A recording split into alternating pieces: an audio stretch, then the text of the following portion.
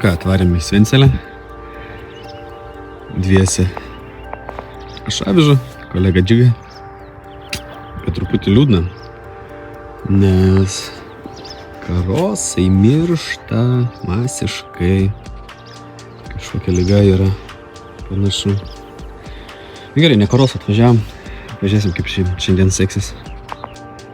Biškai pasivaikščiojom ir va. Pirma žuvis. Nu smagu. 2. 3.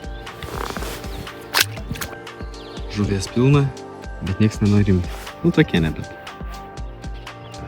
Šapalai nekimba, kimba bent jau va. Tokios kojytės, raudelės. Ir kaip galim pagauti žuvį tokiu atveju? Nu tiesiog paprastai. Pirmą šapaliuką turiu.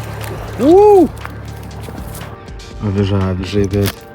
Ir ešerių eina normalių patraukti. Gražus 2,6,5. 2,6,5.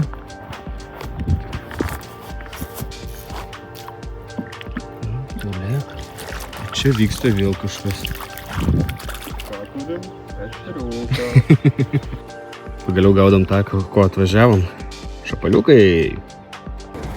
Nedidukas, bet įdomus egzempliorius. Ir pabaigėm šiandien. Daug žuvies. Tai tiek daug kibimų. Gavosi 65 žuvis, paskutinis žymėjau. Ant galo atsirado iš šapalioko. Ir raudžių daugiau. Ir ešerių.